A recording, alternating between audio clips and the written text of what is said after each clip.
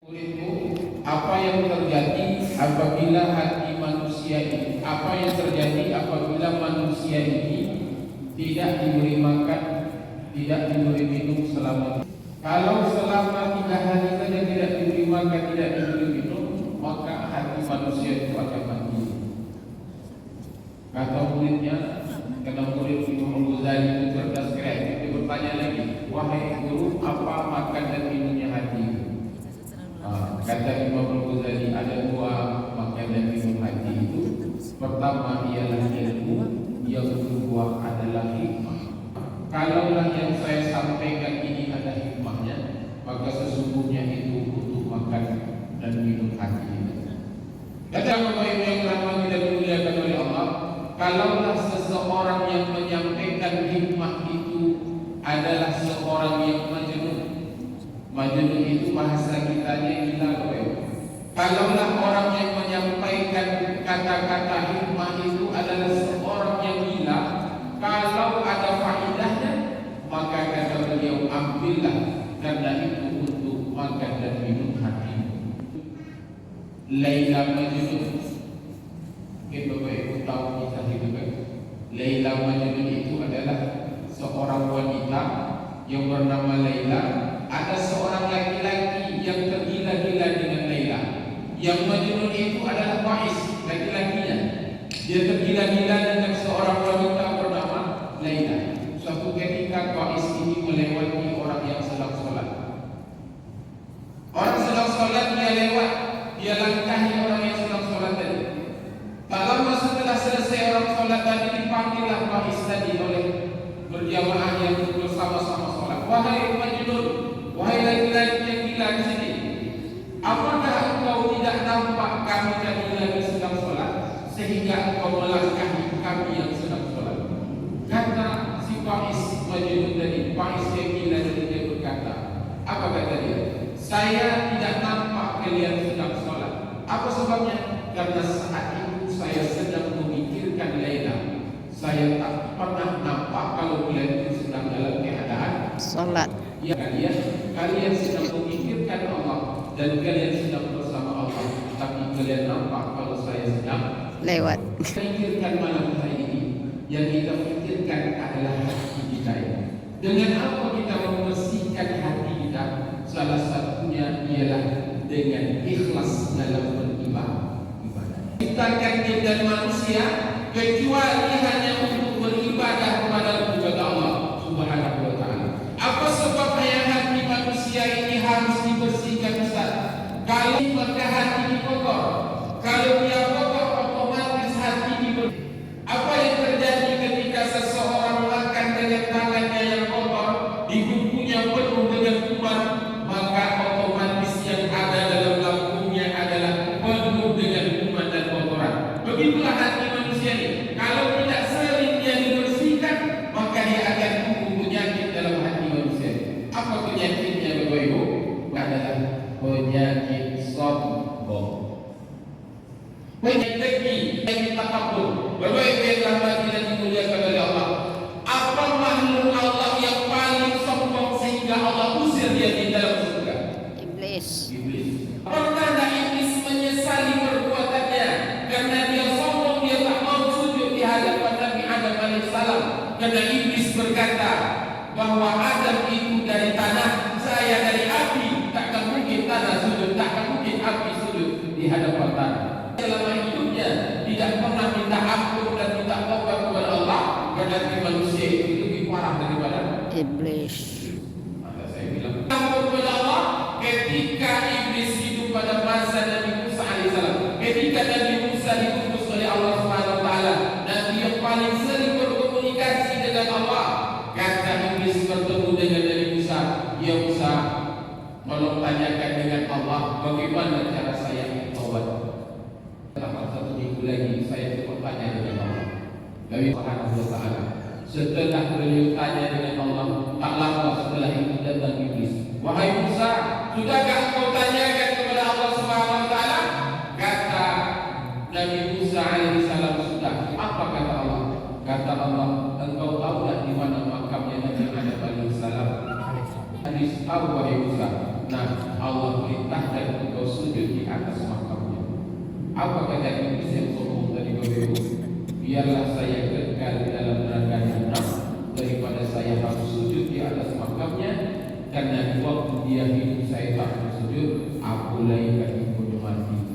Terletak sombong dalam hatinya, terletak dengki dalam hatinya, terletak takabur, sehingga Bapak Ibu yang dirahmati Allah akan merusak amal ibadahnya.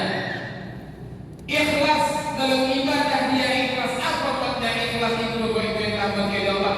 Bersih dari kotoran iri, bersih dari kotoran puji-pujian, bersih dari kotoran sanjung-sanjungan, bersih dari kotoran riya. Bapak Ibu yang dirahmati dan dimuliakan oleh Allah Subhanahu wa taala. Fir'aun, kita tahu Fir'aun itu bagaimana durhakanya kepada Allah Subhanahu wa taala. Apa yang membuat Fir'aun durhaka kepada Allah? Karena Fir'aun berharap pujian dari manusia. Fir'aun itu Bapak Ibu berharap pujian dari manusia. Fir'aun ketika dia mulai sadar dalam hidupnya, dia mulai sadar Bapak Ibu yang dirahmati Allah, dia ingin menyembah Allah Subhanahu wa taala. Dia sudah mulai ingin mengakui Allah Tuhannya Nabi Musa alaihissalam, dan dia ingin mengakui Allah itu adalah Tuhannya. Datang seorang sahabat Fir'aun tadi, namanya Haman. Dia membisikkan di telinga Fir'aun, dia membisikkan di hati Fir'aun bahwa engkau adalah Rabbi, bahwa engkau adalah Tuhan kami. Jadi Bapak Ibu yang dirahmati Allah, kalau ingin bersih hati kita ini, cari kawan yang bisa membisikkan yang baik-baik di hati kita. Apa kata Allah? Alladzi yuwaswisu fi sudurin nas minal jinnati wan nas. Siapa yang membisik-bisikkan di hati manusia? Siapa yang membuat manusia ini was-was?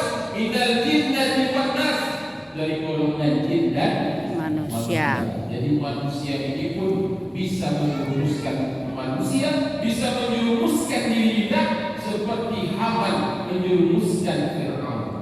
Maka Bapak Ibu yang dirahmati dan dimuliakan oleh Allah, kalau kita ingin membersihkan hati kita, carilah kawan dan sahabat yang bisa mengingatkan kita di jalan Allah Subhanahu wa taala.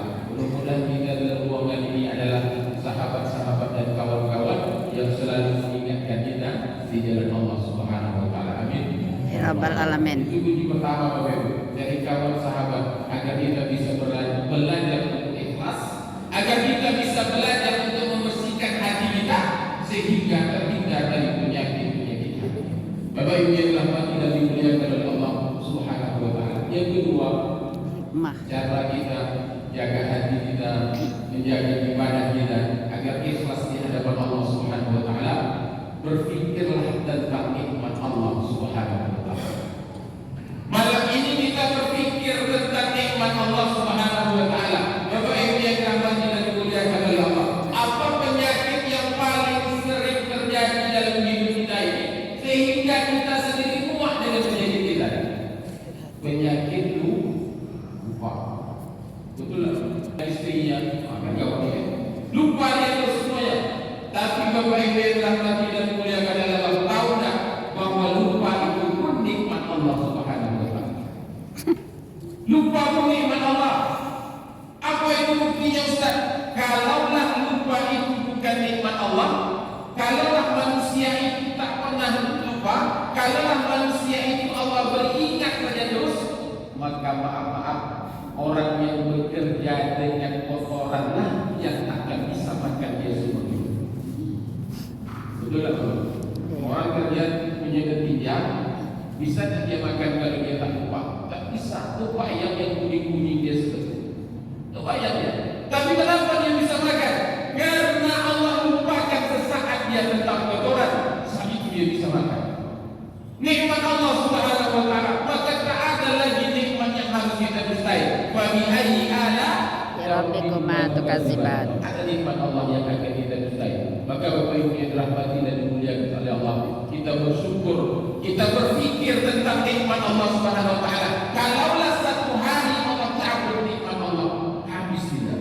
Maka kata Junaid al-Baghdadi dalam kitabnya Al-Hikam, apa kata beliau? Beliau tulis, apa kata beliau? Cara bersyukur dengan nikmat Allah ialah jangan pernah buat nikmat itu dalam bentuk maksiat kepada Allah Subhanahu wa taala. Allah berikan kita kesehatan,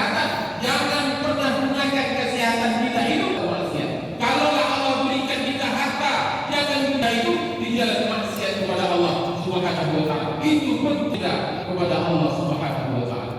Maka Bapak Ibu yang rahmati dan dimuliakan oleh Allah, Allah kesehatan, kehidupan, umur panjang di malam yang ke-25 ini Allah masih berikan kita kesehatan, umur panjang sehingga kita bisa beribadah di hadapan Allah Subhanahu wa taala. Bapak Ibu yang rahmati dan dimuliakan oleh Allah. Saya beberapa malam ini dan paling banyak dengan Bapak ketika pulang mau ke rumah itu di jalan Sudirman itu luar biasa macet. Apa sebab macet Ustaz? Karena banyak kendaraan yang parkir pada dua titik tempat, satu toko baju, satu toko kue. Satu toko baju. Ditanya dengan orang yang beli baju beli kue, tak sholat tarawih kan kalian? Apa katanya? Sholat tarawih itu kan bisa di rumah Ustaz. Sholat tarawih itu kan bisa dibuat di rumah. Bapak Ibu yang rahmati Allah, betul. Sholat tarawih kita bisa dibuat di rumah, tapi di rumah besar godaannya. Kalau di rumah Allah kita beribadah, ikhlas kita beribadah, maka semangat kita dalam ibadah pun ada di hadapan Allah Subhanahu wa taala. Bapak Ibu yang rahmati dan dimuliakan oleh Allah, kami ini saja ustaz-ustaz ini kalau nak keluar malam dia hilang ke tarawih. Kalau tak pergi ceramah, bapak ustaz dia hilang ke tarawih. Kami ini diuntungkan datang ke masjid berceramah dapat pula salat tarawih. Maka Bapak Ibu yang rahmati dan dimuliakan oleh Allah, sudah berada di dalam masjid pun terkadang kita lalai. Manusia ini penuh dengan lalai, manusia ini penuh dengan lupa. Ketika salat sesuatu yang lupa bisa ingat dalam salat. Apa contohnya? Ibu sedang salat, Isya tadi takbir Allahu Akbar, langsung terpikir, Rasulullah kekedilah waktu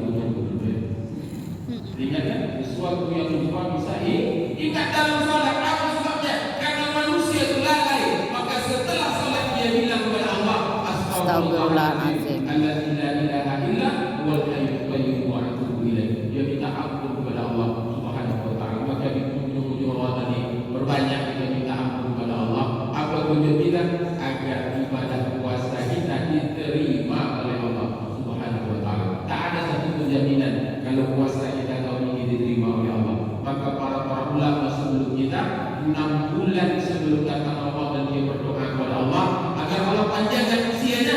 6 bulan setelah Ramadan dia berdoa kepada Allah, ya Allah terimalah siam Ramadan kami, terimalah puasa Ramadan kami. Karena itu harapan kita Allah bisa terima puasa kita sehingga ibadah yang kita lakukan pun ikhlas di hadapan Allah Subhanahu wa taala. Untuk apa?